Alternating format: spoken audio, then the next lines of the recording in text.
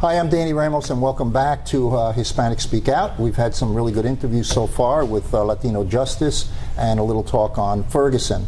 I'm here with Hussein Jafar, who's our Muslim guest today, and he's going to talk a little bit about the Muslim religion, and my co-host, Ms. Pino. Lisa, how are you? Good. How are you?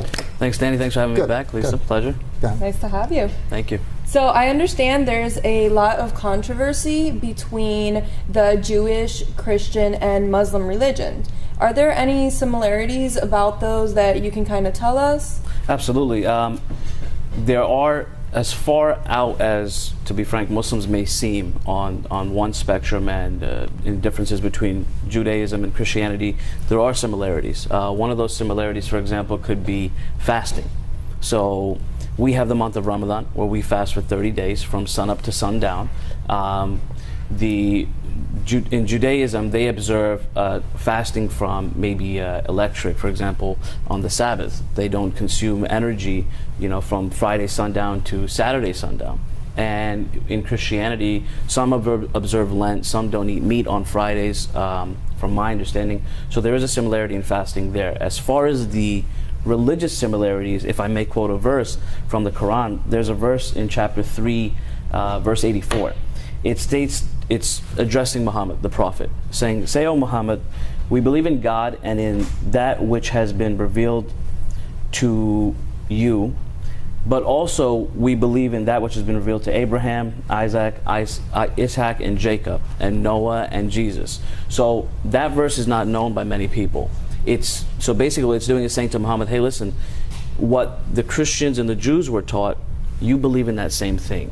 So you're saying in the Quran, it makes reference to Jesus, it makes this reference to a direct reference as it what? says As prophets? as prophets, and it states the that the Quran recognizes Jesus as a prophet and recognizes Abraham as a prophet, Absolutely. et cetera, et cetera. So in that particular instance, the Quran is recognizing the other major religions as part of the world. Sure. So where does ISIS come in isolating everybody? Well, because ISIS is saying, let's chop off their heads, Right, you know. right.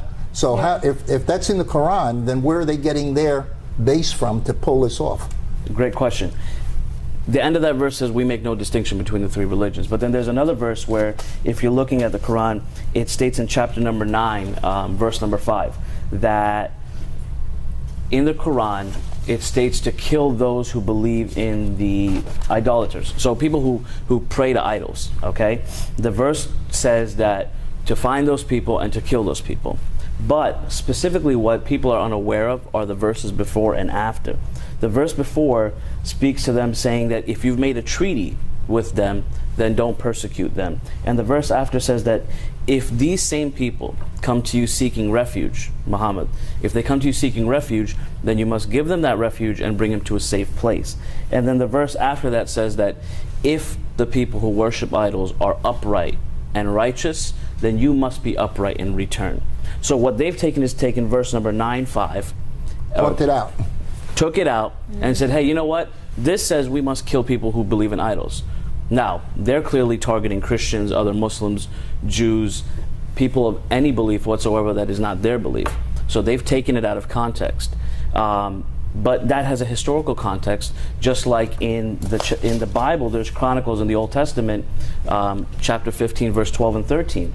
It says that those who entered into a covenant to seek the Lord, the God of Israel, protect them. But for those who have not seeked out the God of Israel, persecute them, be it they are old or young or man or woman.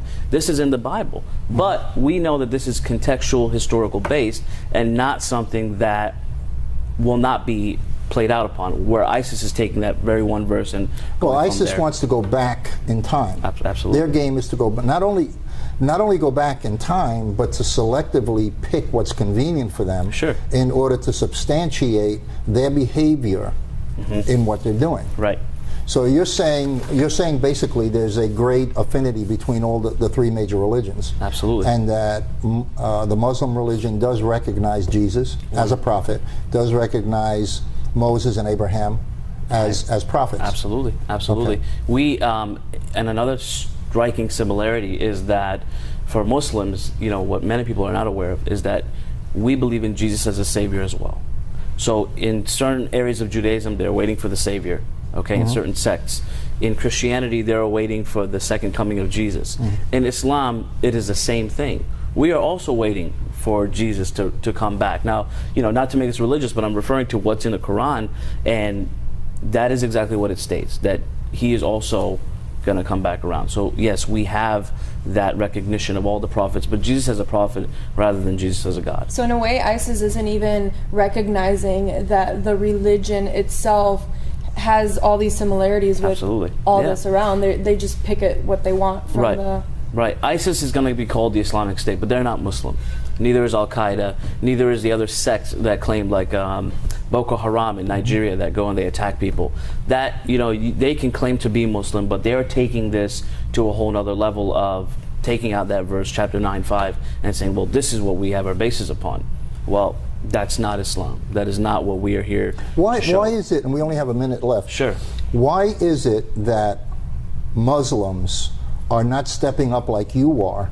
Because I know that you're not an imam, you're not, you're a guy who has a job, and you work and you're Muslim. Sure. Why aren't a lot of Muslims stepping up to the plate? Make it short because we only have 30 seconds. In two aspects, I think there's a fear of backlash, number one. From who? From the American public, first of all. And second of all, I think there is a certain ignorance that we have to come through. In our minds, many of us say, you know what? We don't need to explain ourselves because we know we're peaceful people. But the only way to show that we're peaceful people is by explaining ourselves. Yeah, and that's what you're doing here. Fortunately. Well, listen, thanks. I really appreciate you coming. Thanks for the opportunity. Okay? And you're always welcome to come back, and we want to continue to explore this further, okay? This is Danny Ramos on Hispanic Speak Out TV. We'll see you next week with Lisa Pino, our new co-host, and tune in every Tuesday night at 9:30 p.m. Have a good week.